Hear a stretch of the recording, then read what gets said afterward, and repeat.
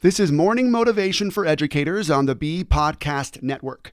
Learn about all the shows at beepodcastnetwork.com. You'll hear from a variety of formal and informal educators who help put this podcast together. If you'd like to contribute your voice to the show, please go to morningmotivationedu.com to apply.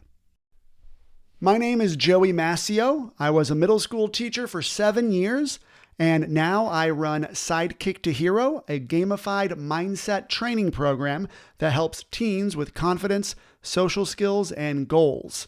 It's available now on desktop at sidekicktohero.com. Today I want to talk about conflicting desires and how to let go of the one that's holding you back. This was prompted from a recent consult I did with a teen. I'm going to call him Charlie. His mom set up an appointment with me because Charlie was having a hard time. He was falling behind in school. That was causing some anxiety. It was causing him some physical pains in his stomach. So then he'd stay home and he'd miss school, which would just kind of add to that problem. And as I was talking to him about it, I started to coach him. Mom had left at this point, so it was just me and Charlie chatting.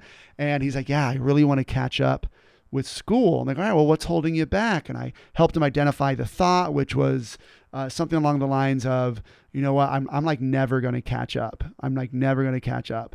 I'm like, yeah, that is anxiety inducing. And when you feel that anxiety, because you're thinking that, what do you do instead of your work? He's like, man, I play a lot of video games. I just stay home and I play video games all day. I really got into this routine of just, Mom, I don't feel good. I stay home. I play video games, repeat. And I'm like, yeah, that sounds like that's not helping your situation at all, huh? Those video games are really holding you back. If you did less time playing video games and more time doing work, you'd have a greater chance of catching up to like with your schoolwork, right? He's like, yeah, no, you're right. 100%. I totally would. I'm like, all right, then, well, let's talk about your schoolwork. And so then I started to pivot to get him to kind of change some of his thoughts that was causing the anxiety. And one was, well, I mean, if I don't get a good grade or good grades, then, like that's bad. I'm like, well, let's talk about that. That's something that a lot of teens need some coaching around is, well, bad grades are bad.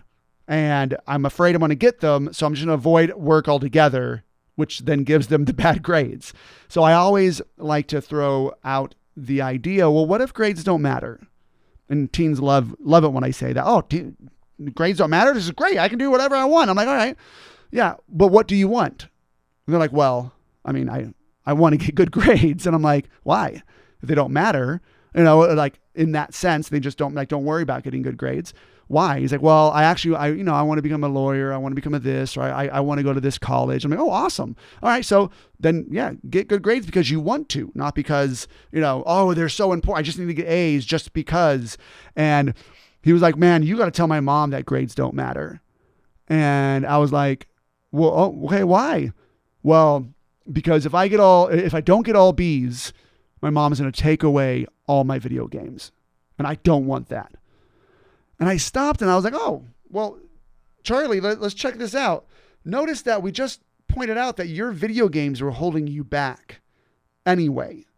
Once you realize that something is stopping you from getting the thing that you want, your ultimate goal, you should just be willing to give it up at like any cost, pay any price to give that up so you can get the thing you ultimately want. So mom taking away your video games? Yeah, wouldn't that make sense? You don't get all B's, which is what Charlie was telling me. I want to get the grades. I want to do good in school. If you don't do that, wouldn't you be like, Mom, 100%, like take my video games. They're distracting me. I need to focus more on my goals. Wouldn't that be great? Like, wouldn't that be the thing to do? And Charlie was like, nope. And he was instantly out. He's like, no, I don't want to do that. And needless to say, he didn't hire me as his coach, which is a bummer because I can totally help him with this, right? He's being trapped. He's being held back by something he doesn't want to let go of. And let's take Charlie and his example, and I want you to look into your life. What two conflicting desires do you have right now that are in direct opposition to each other? Like Charlie playing video games as much as possible and catching up on my schoolwork. Those were his conflicting desires. He wanted both.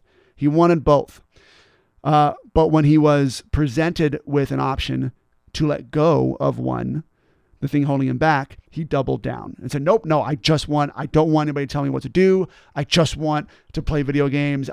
My mom needs to change. Other people need to change. Nope. How do we do that in our lives? I mean, what right now in your life, I want this, but I also want this other thing. One of those is going to be more comfortable than the other. And that usually is the sign that it's the thing holding us back.